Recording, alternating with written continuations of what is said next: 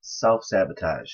Um, we have a brain and perhaps a spirit that is, for the most part, we are a product of our environment, and our brain, neurologically, it's the way we view life, the way we have approached life, the way life has been done to us, the way people treat us, the way mainly how our parents treated us, our guardians treated us, how we were treated when we were a baby.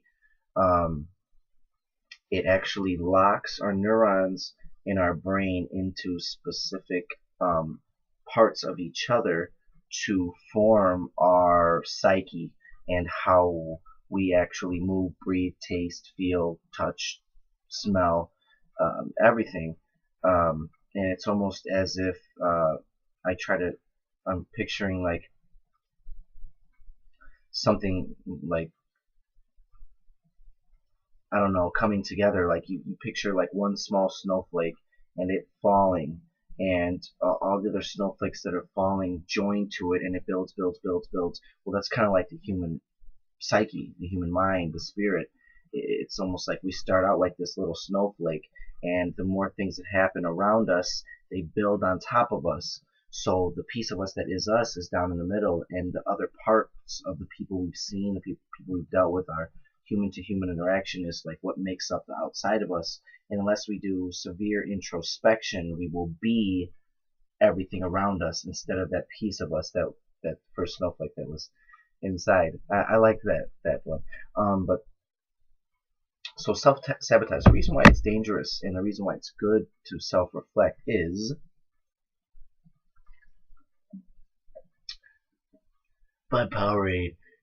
It tastes delicious and it's good for your body. Um, I wish I got money to fucking do that shit. Uh,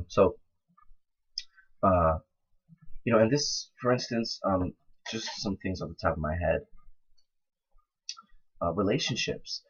I myself, when I was younger, used to self-sabotage myself in relationships because I was a cheater. So I never trusted women outside of me. I always thought that they were fucking somebody else because I was or was trying to.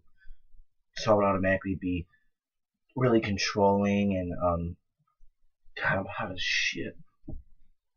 Really controlling or um, uh, you know, jealous, and it would cause a big, huge fucking gap in my relationships because I couldn't fucking get over it. A lot of people that were abused when they were younger, either mentally or physically, grow up to be abusive because that's all that they know, and that's almost natural for them. They don't know anything else. And so a lot of people who've been stabbed in the back will often not trust anyone, in fear that everyone's going to do the same thing because that's really all they know. If um, so it's like you self-sabotage yourself when you say that everybody is the same. You self-sabotage yourself when you say that every situation is the same. You self-sabotage yourself when you say every woman is the same, every man is the same, every animal is the same, every disease is the same, every religion is the same, every anything is the same. And that always goes back to what I say about not moving with the ebb and flow of life and the change of it. That's what self-sabotage is. You are stuck in one mind state and you can't allow yourself to get out of it. So, like an actor in a movie, you have this thought of, let's say, everybody's going to leave me. It might have been like your father died when you were young, or, somebody you really loved, like a boyfriend, left you out of nowhere, and you fucked your head up. So you have this box that you live in. Here's my head is you, and you just live inside of this box, and you say, everybody's going to leave me because my dad died and somebody I loved left.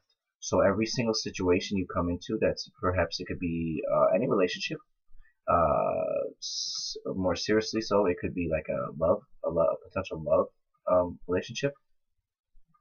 and you sit in this box and you say, my role as an actor in this movie is I'm the one who always gets left alone.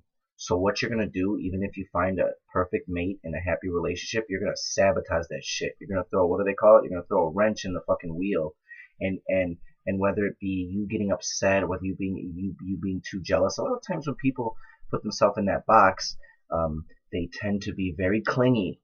You know, like, come here, be with me all the time. Don't have friends. No, don't go do that. No, don't do something if it's without me.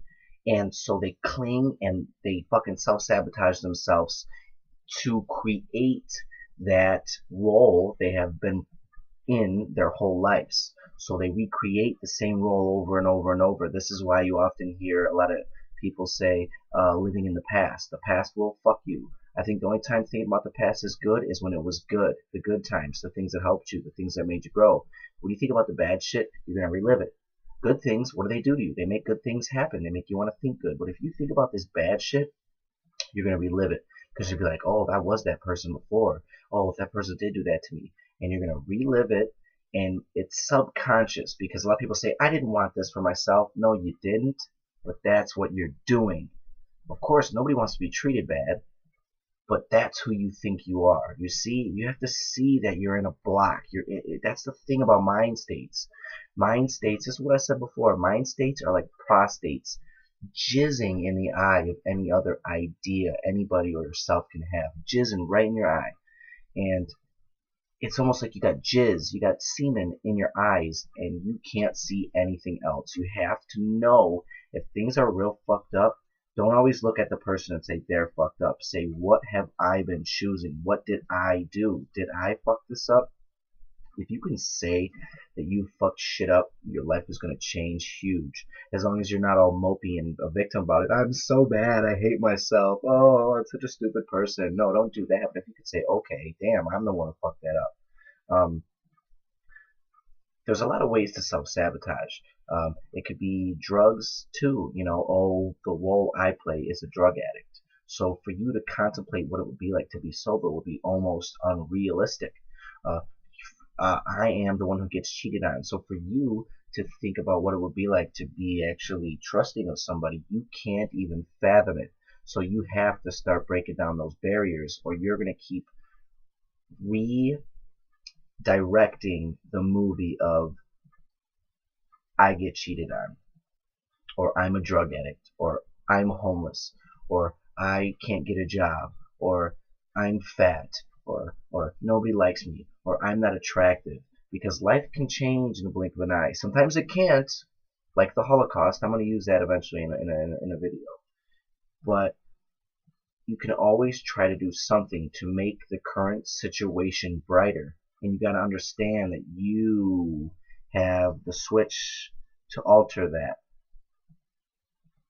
I hope I touched a good enough base on that. A little bit of me feels like I didn't. If I should touch base more, give me specifics. Alright. Bye bye.